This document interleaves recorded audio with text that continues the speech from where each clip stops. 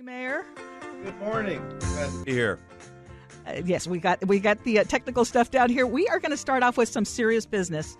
One of the headlines this morning, Mayor, is that you have decided to close down the bus stop at 3rd and Pike because of safety concerns. Please explain that decision and what you hope to accomplish with that. Thank you very much for giving me an opening question where I could bring in a little humor and a little lightheartedness. I appreciate that, Ursula. I want to remind you of your commitment to throw me a few lobs here. Yes, we'll do that at the end. Okay, so what we did was we looked at the area closely, and that's what we try to do. And we moved it south to make sure that people are spread apart, that the area gets a little safer. We worked very closely with transit riders, with Metro, and that's how we're going to go about this. I said earlier that I don't believe in strong-arming our way to public safety. I believe strongly in public safety. So we look at it granularly. So we made an adjustment, and we think it's going to work out well. Right now, Mayor, what are and I got a few of these questions on what your biggest concerns are right now. Let's start with the homelessness crisis. What's your biggest concern?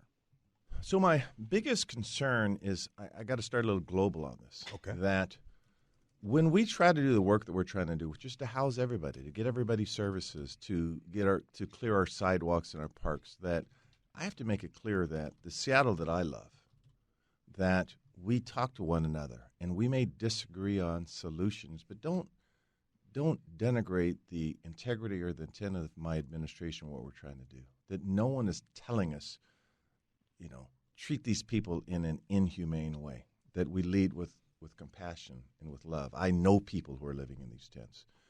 But I also realize that we have to put Seattle on a track toward prosperity and happiness and joy. And so a lot of the people that oppose some of the things we're doing, I say, I will impress upon you my ability to listen to you. That's the biggest issue, is just being able to make rational decisions in a civil city, a city that has the opportunity to be the greatest city in this country. And I will tell you, I have a love for this area. I'm creating, when I say One Seattle, I'm creating a form of patriotism for our city. And I say that unashamedly. So the biggest issue is not whether we'll build housing, we'll treat people, we will raise money, raise awareness. But let us do our job. Give us a chance to show you that we care about the people as well. That's the biggest issue, is the conversation we lost in Seattle. And, when there were 15 people running for office, I had the same countenance, the same attitude. That's why I wake up every morning. You had promised, though, that you would not allow the campaign to continue on public right-of-ways, and a lot has been done, even with the encampment across from City Hall. How do you decide which camps you are going to target or clear, and where do those people go? First of all, I don't decide. That I have a team of people within the city. We have a HOPE team. We have a unified care team. We listen to community service providers. We observe and we listen. And we try to make sure that, there's 84 square miles in the city. So we're going to produce a map. You could call it a heat map or a placement map to show everyone where the tents are, where people are living, and we try to do about it in a manner of equity. So we're not arbitrary. We're not random. We don't listen to who screams the loudest. We're just trying to go about it based on sort of, there's a basketball term right now with the NC2A going on. It says sometimes a good offense, they take what the defense gives you. Some of you don't know about that expression. I know Anders is over there. She's never heard that before. Okay, I'm showing my. Well, I haven't either. I'm showing my junior varsity skills here. So what we do is we look at and listen to the community. And we take where the community discussions sort of lead us, and that's the appropriate way to do. Speaking of leading, we have had business owners recently actually call us up and let us know that there have been improvements downtown. We've had people that are seeing the efforts that are being made by you and your administration, the police chief and the police officers out there doing their jobs, and it's sounding like there's some communication that is happening.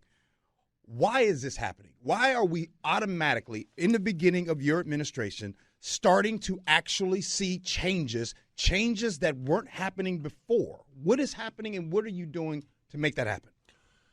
I've always said I have a sense of urgency. I gotta go. This is March Madness. I gotta milk this a little bit. I'm in the fourth quarter of my life. I'm still a young man at heart. I look at my grandkids. I look at my children. We have to do this now. This is we have to look at the long-term plan. But every single day that Seattle continues to be in what I just call an unacceptable state, where we have a lack of joy for everyone, that we just don't have the Seattle I know we can have, that we have to act with a sense of urgency. I said I don't make it excuses. Now, I could talk about the fact that I have 900 officers and I'd like to have 14 or 15. Oh, we're going to talk about that. I could talk about that all day long and say I can't do this.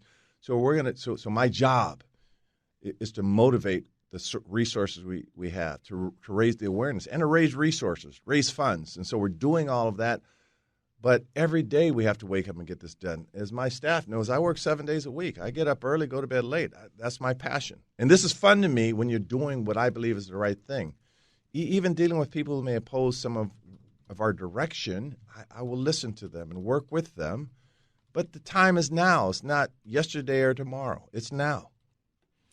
So we just spoke with Seattle Police Chief Adrian Diaz last hour, and he talked about basically the situation having to stretch everybody. The police department, he wants to hire 500 officers in the next 5 years, but that is a very tall order. The Seattle City Council is not in agreement right now about bringing back hiring bonuses. Is it realistic to get 500 officers in the next 5 years, and how are you going to do that? It is a realistic goal. What we're doing now, and the notion of bonuses, incentive bonuses, has come up. I'm not fully convinced that is the enticer. It might be. So what we're looking is talking to the officers themselves and talking to public safety advocates. What is it that motivates you? Is it being on a great team, being appreciated, being respected? Having the opportunity to build trust in schools with children. So what we're looking at is a comprehensive package that we'll develop before the budget. We want to know that. And if you talk to officers or those that are inclined to go into public safety, sometimes it's not the money. It's the other intangibles. So we're going to come up with a package that reaches those intangibles. Why do you choose to do what you do is really the question. And we're finding out, because I could look at social workers and look at teachers, our great teachers. Why did they choose that profession? Last I checked, you're not going to get a retirement home in Arizona, whoever wants one of those, by teaching. It's a noble profession, right? But, so go ahead. With public safety officers, we're looking at that package, and I'm not convinced that it's just incentive bonus. Quite frankly, some data would suggest it's not just the $20,000 or $25,000 signing bonus that will entice them. We are going to recruit, quite candidly, and I don't say this in a shy way, a lot of people do like working for me. I bring it. I have fun. I'm passionate about excellence. And people like that. They want to be part of a winning team. Like the Mariners are going to be a winning team this year. I said that. Yes. Wait. Yes. Are you serious? The Mariners are going to win. Oh, the stadium's going to. This is data. Look at who they. We won't. That's topic for another day. Mayor, appreciate the optimism on the Mariners, but I do want to get back to SPD because we are seeing crime at a record high in the city. It is the number one concern for people, including myself. I live in the city of Seattle. I work in Seattle. And we are talking about, crime going up. We are talking about police not wanting to work in the police department. And you said, as much as they, would love your leadership, the reality is they're competing with other departments that are offering these retention bonuses. And also they did lose some officers because of the COVID and the vaccine mandate. Should the city consider hiring back some of those officers? No. Why not? On the vaccine issue, that I believe that we mandated for a reason. I understand an argument as why someone may not want it. But and I support our first responders, make no mistake about this, but I think the data and the science would suggest that the vaccine is the way to go. And so I expect to lead by example. Now, the other question is, I guess, how will we get them back when we're competing with other jurisdictions? That was sort of implicit in your question. Once again, Seattle, we could I don't know if you read an article that had come out a couple of days ago, but for college graduates, they listed the top 15 cities. Seattle's still the number one city, before New York, before Los Angeles, before Boston. I say one Seattle because I will tell you that you call it into existence. This is still a phenomenal city. You want an industry, whether it's high-tech or biotech or maritime or port or manufacturing, we have it here. Freshwater, saltwater, mountains. So this narrative, we compete because we are the best city in this country. And that's not me being an evangelist. That's just data. We got two of the richest people in the world that live right here, right? So, having said that, would you rather be a police officer in this fine city or Ording, Washington? I argue Seattle. But we have to change the narrative. I got friends in Ording. That's why I could say that. Or Renton. I shouldn't say. I just left the mayor of Renton. It's always safer when you say you had friends. Okay. Trust me. But I will tell you that there's a reason why Seattle continues to be put on the map. When I'm in D.C. and I'm talking to President Biden and Vice President Harris and all these folks, they will see the biggest cheerleader for Seattle. Seattle is an awesome city. We just got off the track a little bit, but we're going to get back on the right track.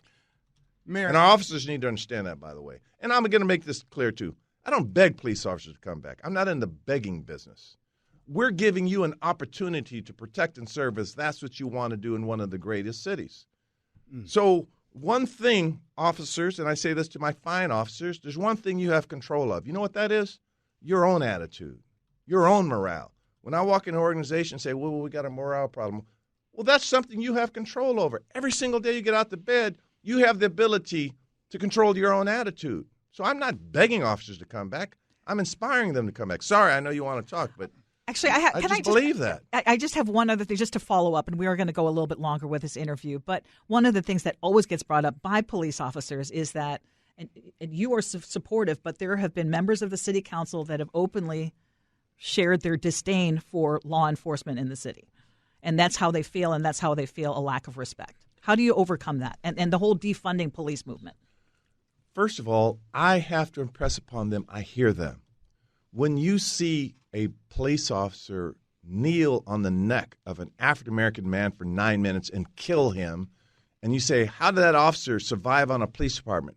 I hear them. I hear their anger. I get that.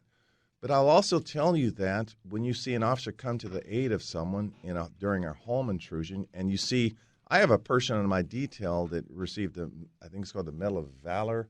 What is Medal of Valor? For making sure in wrestling with a person with a handgun that the person wasn't shot, and they arrested the person. When you see the kind of bravery you see, then you applaud that. So I tell the young folks that I hear your anger. Now, I got a few years on a lot of people in here. Darn it, man, where are the old people around here? What's with this? So anyway, I lived when Martin Luther King was assassinated in 1968. I saw my mom and dad cry. We know the pain. We know the anger. So we impress upon them that we hear their anger, and we have that dialogue. Right.